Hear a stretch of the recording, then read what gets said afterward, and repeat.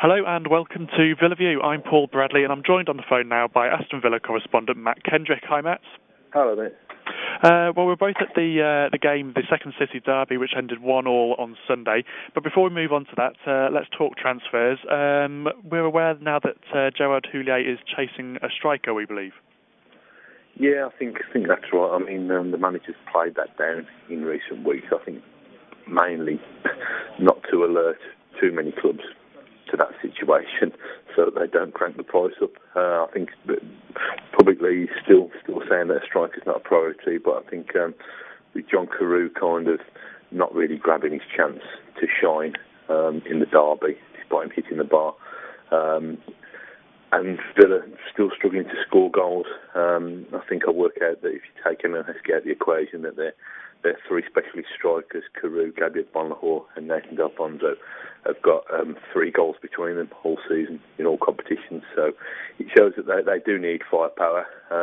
It's my understanding, as I've written in today's paper, that Gerard Houllier will be backed with cash, significant cash for a transfer fee, and to pay top wages if that's the case. So it seems that Villa are stepping up that search. I think they've got, what are we today? Is it the 6th, 17th today? They've got just over a fortnight to do it.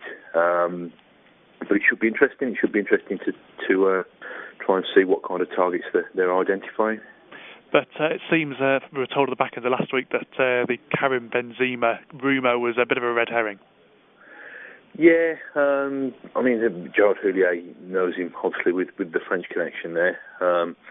And I don't think there's many Villa fans who wouldn't like to see him in a Villa shirt. He's a quality talent. But Houllier, when he was asked about it last week, said that have got their own striking issues at the moment, and that he doesn't believe that Jose Mourinho would contemplate letting Benzema go at this time.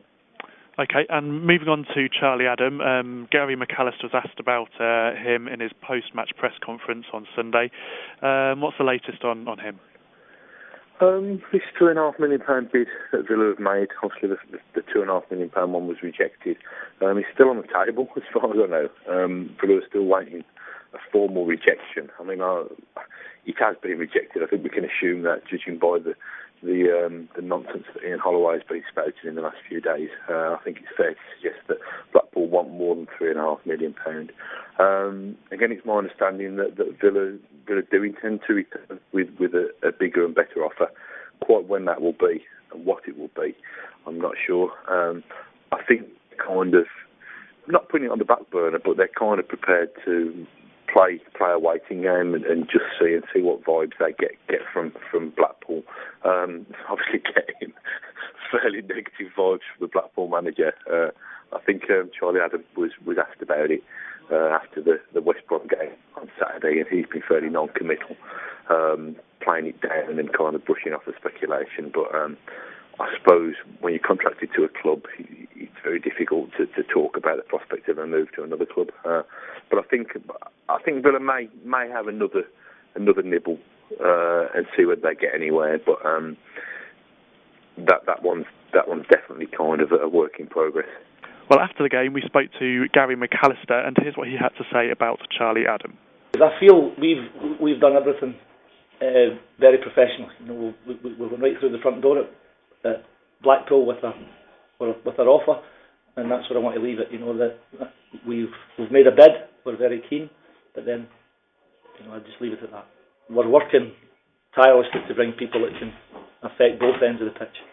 Stevie Bullock, is he still with the club, or has he gone to? He's still with the club. You know, he's what's happened. We've made a change in that area of the pitch. You know, and I think Kieran's been outstanding. Okay, and just briefly, we know that McCoon is now signed for Villa. We're still waiting for him to make his debut. Any idea on how long that will be and why there's a hold-up? I think, it could be at least 2 weeks, which would take us, I'm just trying to think, it would probably take us to nearer the rearranged Wigan game towards the end of January. Failing that, it could even be the Blackburn FA Cup tie, which I think is in the last weekend of this month. Or beyond. I mean, it's awkward, really.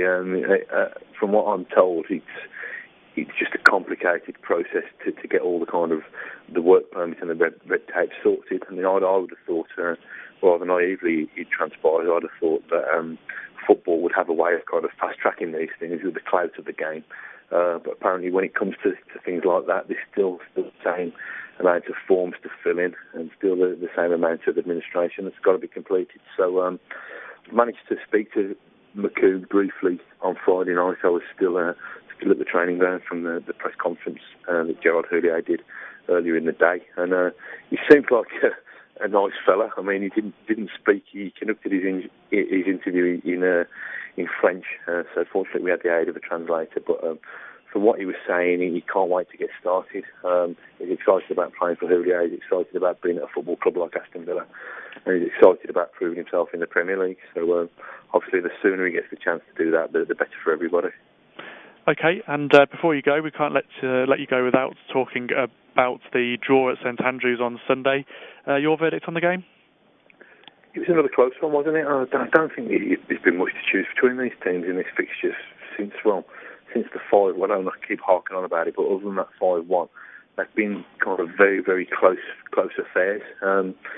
It was quite an open game yesterday. Villa obviously hit the bar 4 times, 3 times legitimately, and 1 when Carew pushed Johnson, so it wouldn't have counted anyway. A couple of penalty shouts for Blues, so they could have had more goals as well. Watching it back last night, I didn't realise, but it looks like the Kieran Clark's shot might have struck Roger Johnson's arm, so Villa could have had a penalty as well. But I think ultimately a draw was probably a fair result. I don't think it's done anybody that much good in terms of accumulating points on the board.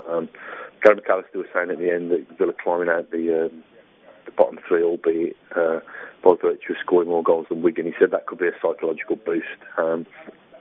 Having said that, I think by the time Villa kick off at tea time on Saturday, they could find themselves back in it. But yeah, it's all about steadily accumulating points. But when you're fighting for your lives, I think you need, stating the obvious, but you need more 3s than you do 1s. But yeah, it was encouraging anyway that neither club were defeated. Okay, Matt, well, thanks for joining us today. We'll be back again with more Villa View in the back end of this week, and we'll see you again then.